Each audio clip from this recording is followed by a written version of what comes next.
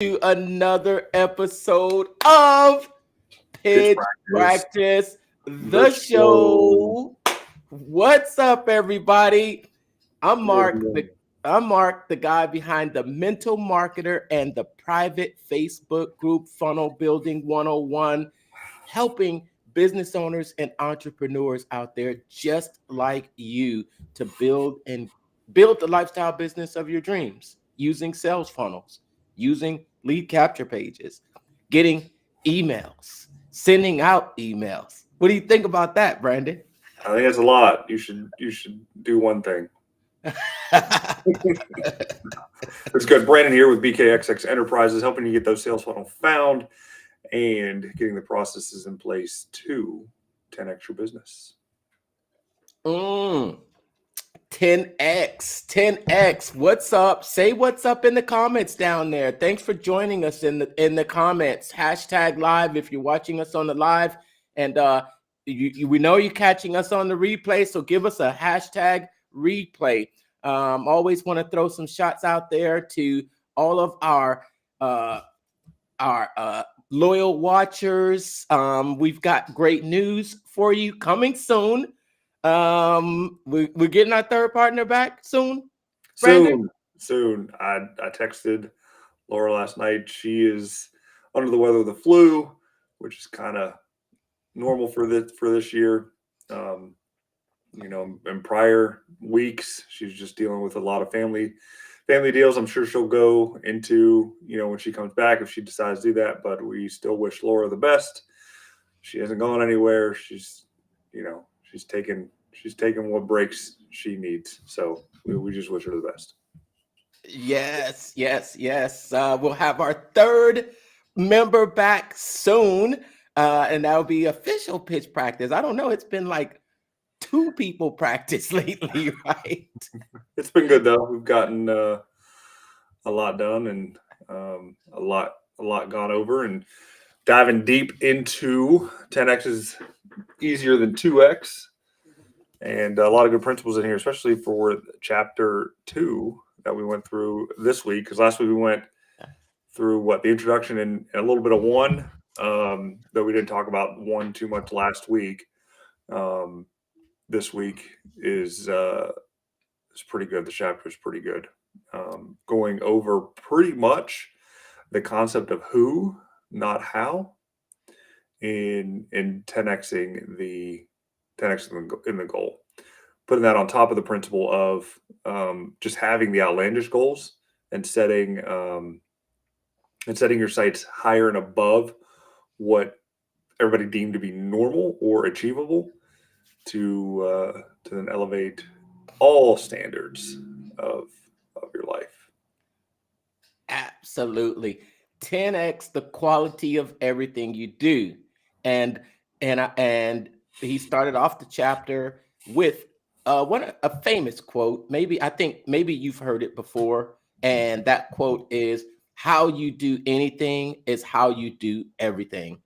How you do anything is how you do everything. And I have to admit that when you think about doing 10x, most people do think that, okay, I have to work 10 times harder, or in order to get 10x the results, that means I have to put in the hard work.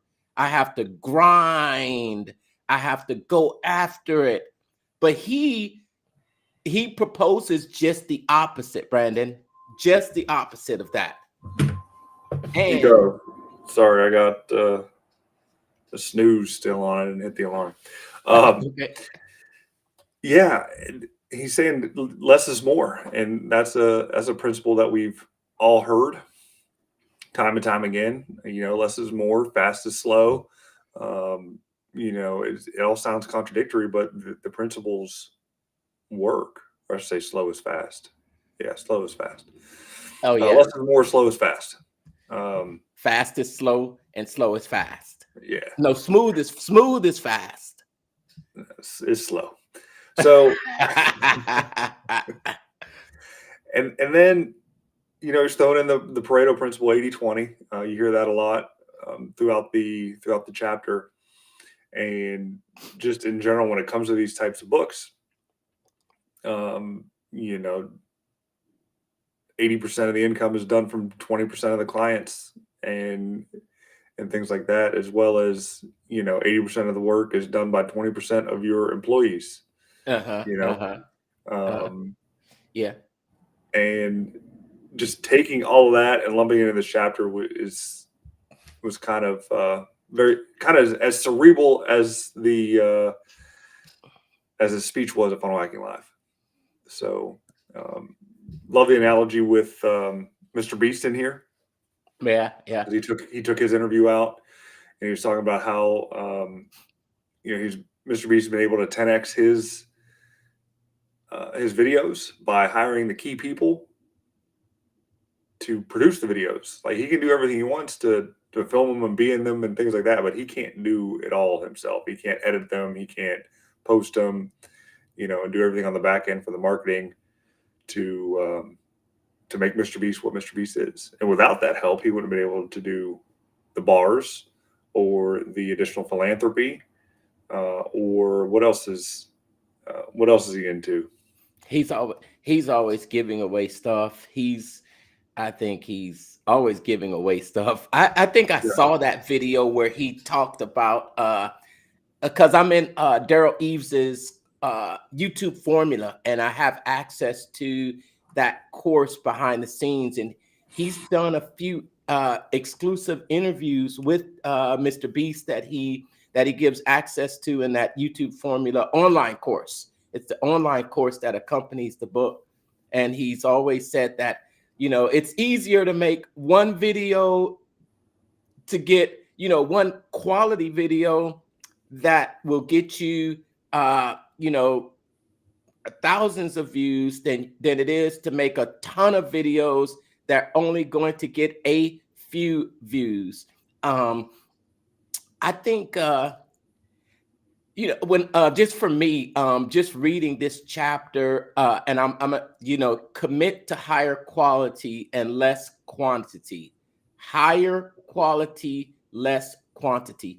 And the examples that he gave in the book where it's so true. It's so true. I think that you can do a lot of little things that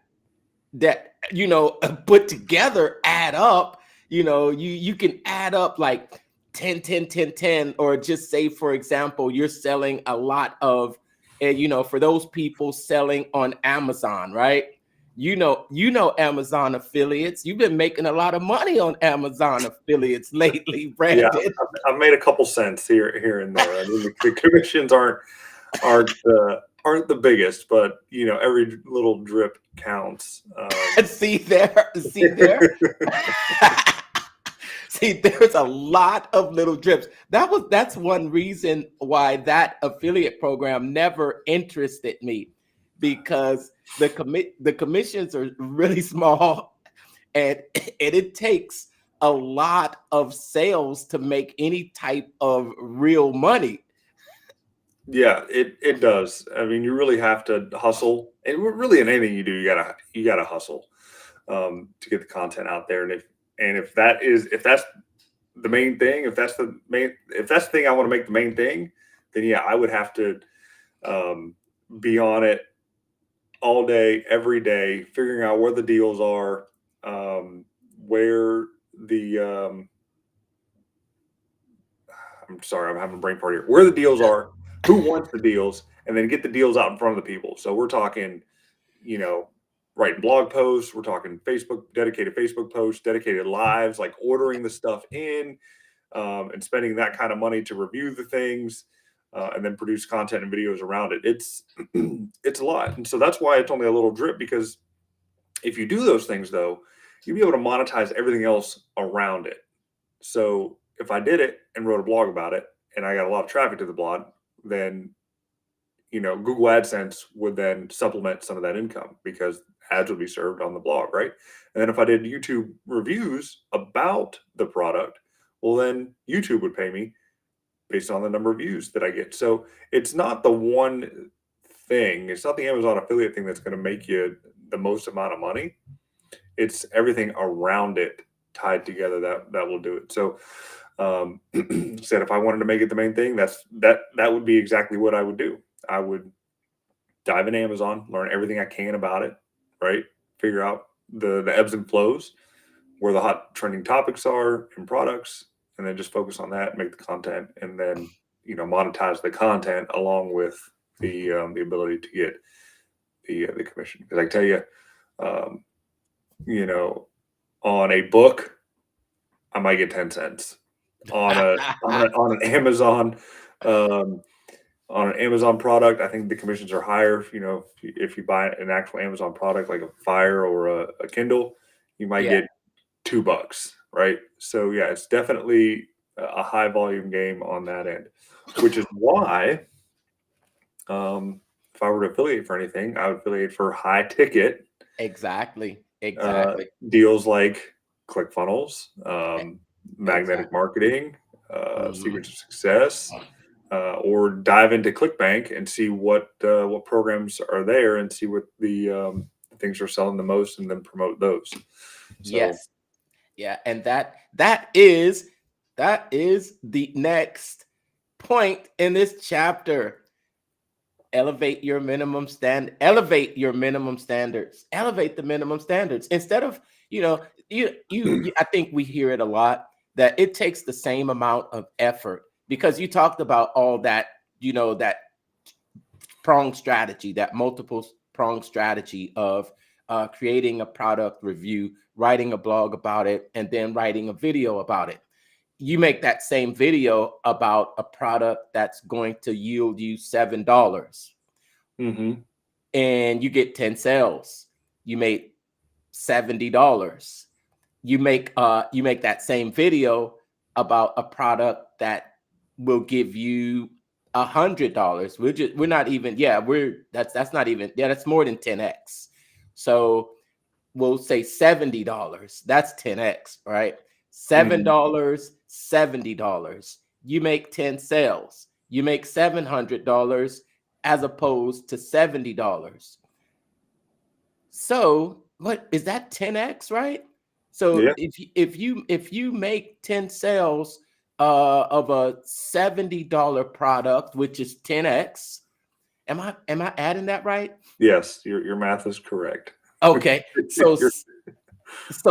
but 70 times 10 is 700. Yeah.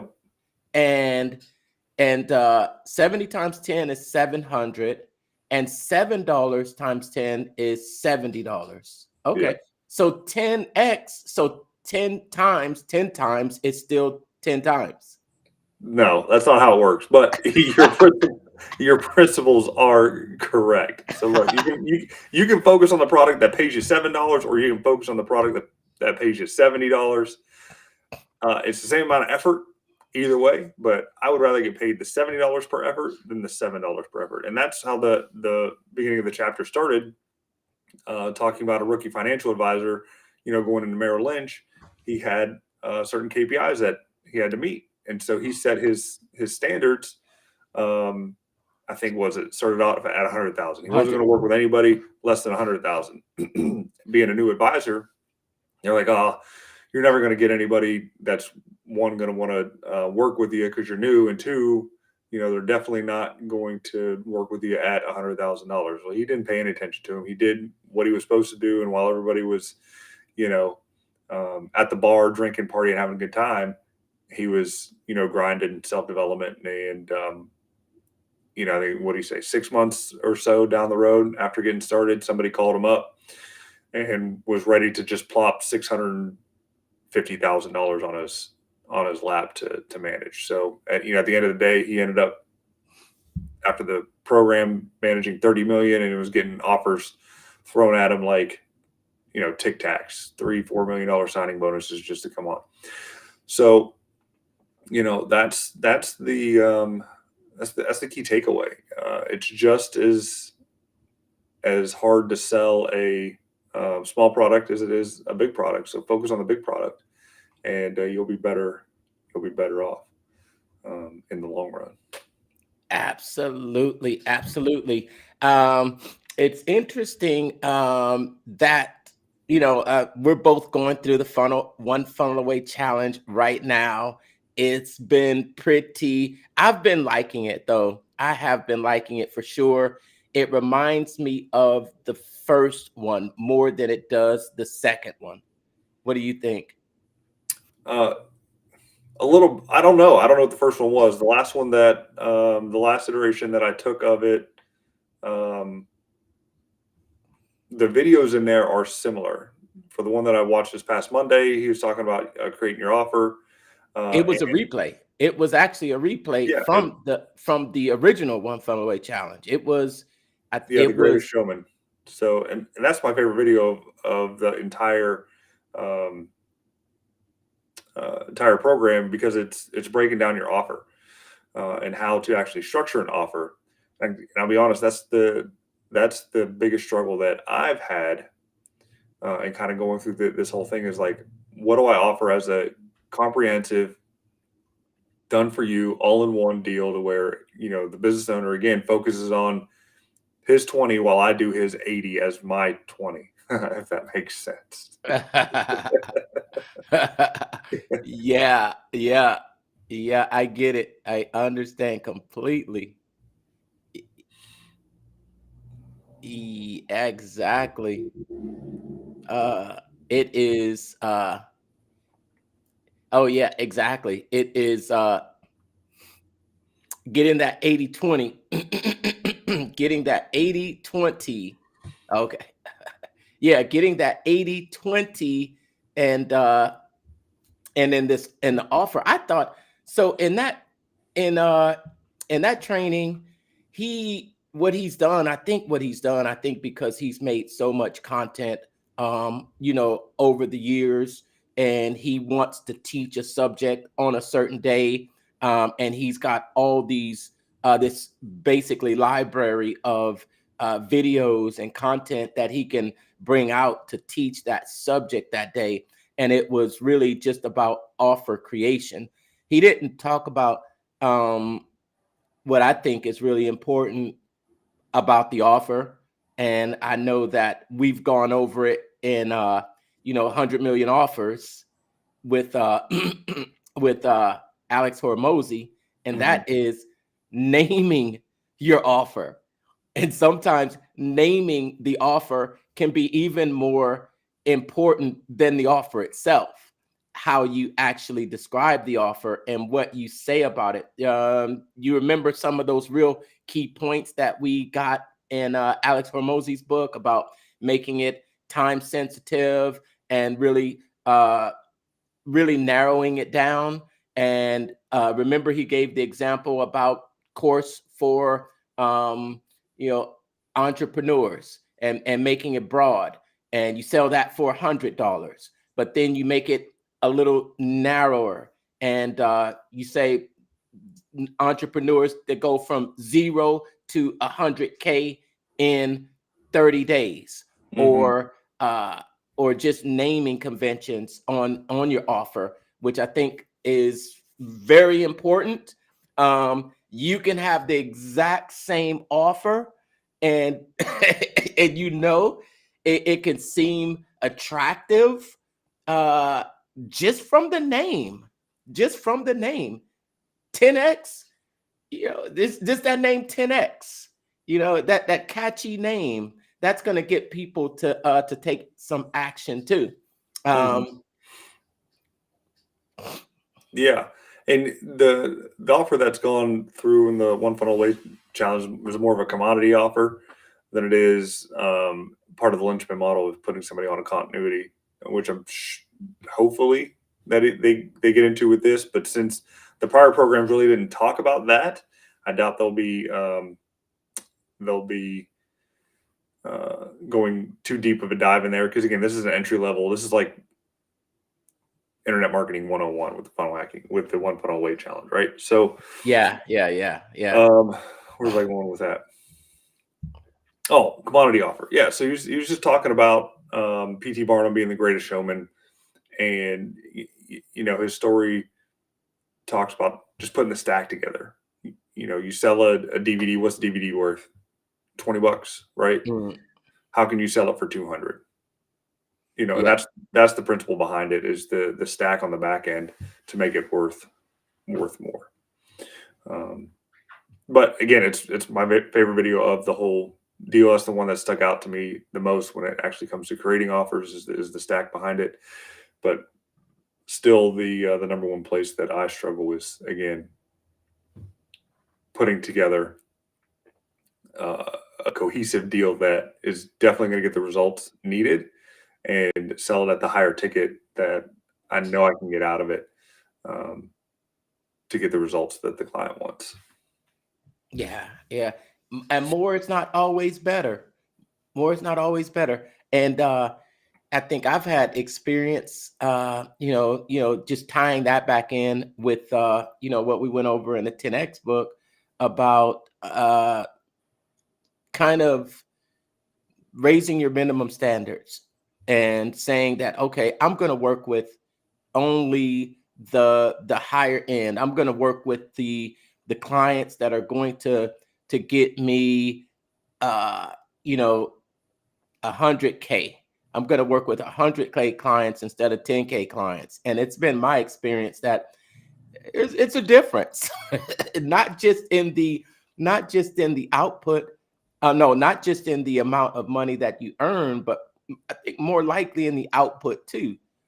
Yeah, I think higher ticket items, higher ticket clients, they're a little easier to deal with than lower ticket clients. Yeah, I get huh? yeah, for sure. Yeah, I can. I mean, I have firsthand experience with it. yeah. Been back and forth with a gentleman twice now, and the spend isn't even that big compared to the amount of money the company brought in this past year. Had a fantastic year, and it's a no brainer deal that you have to put this part of the deal into your business to continue to grow it, and it's nominal. It's not even 1%. It's like 0.01% of total revenue coming in. It's such a low spend that it It's it's like it like should be a I can't no-brainer. even I can't even bring the words together on how I wouldn't call it asinine. But It should be a no-brainer. yeah, it's no brainer. Like, you need this because you're not getting this result, so this is what it costs. It's like 0.01 or 2% of the entire annual spend, and they think they're investing in, um, you know, a $50 million deal, and it's not even that. So, I mean, shame on me for not being able to close a deal, right? But yeah, it's just, if you got it and you need it, spend it. I mean, it's what I do. So, why doesn't everybody else do the same thing? You know what I mean? It, it- yeah, in the long run, it's really more of an investment. It's really more of an investment than it is an expense. I think some people are real quick to spend money on things that don't bring back a return. Yeah. But when you're investing in either like ads, or even like I always look at the ClickFunnels software and how people will talk about the cost. And when you look at it, man, you go inside that, it is a business, and you should make what you spend on that software back. And that's the entire goal. And Mhm. you should actually make more, where it's not an expense, but you have I'm always an advocate to go with that full 1 year up front, because if you pay every month, how much you're going to end up paying if you pay monthly over the year? It's like almost 300 a month, right? Yeah, for the plan that we're on, it was at 297. 297. So that's 3,600 almost. A little bit short of. Yeah, it's about $3,500 a year if you pay monthly. So you pay it all up front. I mean, you're saving nearly $1,500, at least the deal that we got, because we're founding members, and that deal's still floating around there. Yeah, it is. If you want it, hint hint, reach out to one of us. We can get it for you. But Yeah.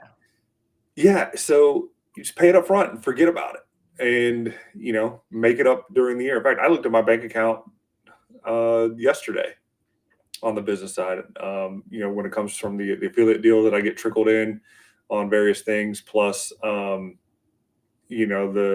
couple clients that I've had throughout the year that have come and gone. I was about 14 grand higher than the year before. So there's growth there. Profitability wise, we got to work on as far as cash flow goes. But I don't want to pay Uncle Sam any taxes. So make it and you spend it and reinvest it back into the business to continue to grow it till you're able to then take a cut for yourself. So that's been my strategy for the past couple of years. Yes, absolutely. So as we end this episode today, how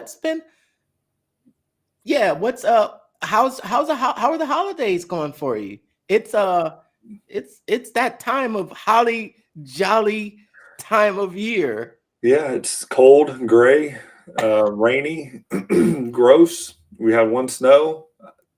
I don't even think it's stuck. And it's just been a winter, I guess.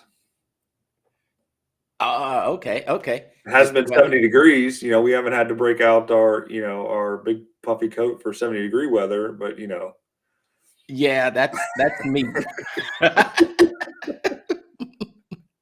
If it's 70 degrees, I'm wrapping up. Yeah. It's been pretty mild. The other day it was 55. So 55 degrees in the middle of December. I mean, I'm not complaining, but that's definitely how people get sick and, not good things happen. But, it's better than being 10 degrees and all that kind of stuff. Yeah. I'm really hoping to, in this next couple of weeks to end out the year, just really developing my membership area. I like the way that ClickFunnels has their customer center and how they're allowing people to just get a course and then it shows up in that customer center. Yeah, I'm building that out as a complete infrastructure.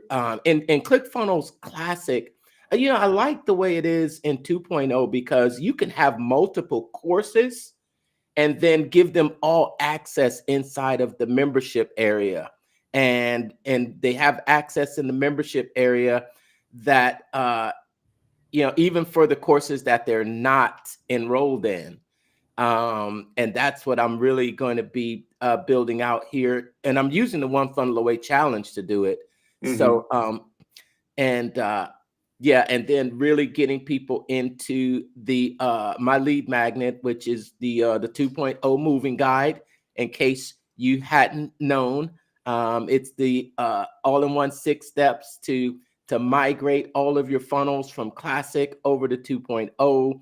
I'm making a lot of videos just with the most important information that you need to know, the things that you'll probably get stuck on, and make that transition smooth. Whether you're coming from a WordPress or some other funnel builder inside of ClickFunnels 2.0, because it's really going to be, they're making it smoother and just it's there were a lot of bugs in the beginning, Mm-hmm. but it's gotten a lot smoother now. It's still not without its problem, but I think sometimes it's user error. Yeah, I will. I'll say it's user error. I can vouch for that. This past Monday was very frustrating. I made a recommitment to send out my weekly newsletter, Monday Marketing Madness, and had it all typed up. It was going to be a late one because Sunday I was working on another project, plus getting a blog up and things like that. And I go to try to send it, and it's not sending. It's saying fix your error. And I was like, I don't know what the error is. There's no error. I did everything I normally do. What is the problem? Well, it turned out I had my VPN on, and apparently 2.0 does not like it in some aspects when you are running VPN, because your IPs in different locations from what it normally is, and it messes up the system. So I had a little chat with support about it. I was like, hey, people may use VPNs as they're working abroad and on public networks. You just got to make sure that the functionality is there within a VPN. So Because use people you, try to mask their location, huh? yeah, well, I mean, for safety and security standpoint, you're in the middle of Starbucks. You don't want to be on the public Starbucks Wi-Fi. You never know who else is on it. So with a program like Nord, that's not an affiliate pitch. I don't have a code for Nord, so don't worry about that. So you just go download it, right? Or any other VPN that you like. I mean, it just protects you. Keeps you safe and hidden behind a dedicated IP. I was at a bowling alley that had public Wi-Fi that I knew probably wasn't as secure as it probably should be. So I threw on the VPN, was working and doing the things I needed to do, and everything was working fine. But when it came to sending out the email on Monday, I still had the VPN hooked up. Kept getting the error. And it wasn't until Tuesday morning that I had the epiphany that, it's probably my VPN. And I don't know why I was thinking about it. But, you just get into that boredom mood, and you just started thinking about a whole bunch of stuff. Phone wasn't anywhere near me, numbing me with the scrolling. And I was like, oh, that's it. That was the problem. Sure enough, turn it off, hit send, boom, done. So sorry if you're watching and you're on my list and you got it late, but that was the reason. VPN. What a way to end. Yep. Awesome. Well, looking forward to an exciting week. Got some more of this challenge to get through. Got some work to get to now. Thanks everybody for tuning in. Hope that you're having a safe and wonderful it's winter over here in the United States. I think there's some places that it's not cold, and I know we have people watching from all over. So wherever you're watching from, I hope for a great this time of year for you. Okay. Yep, absolutely. Take care. Enjoy the rest of the year. We probably won't be having a pitch practice the last week of the year. So next week is probably our last one for the year, believe it or not. So we'll be wrapping up 2023. Already? Seriously? Yeah. We got 2 weeks left, man. Oh my gosh. It is the 13th. Yep. So one more episode for the year. That's it. All right. With that, we're out. Deuces. See you later. See you next time.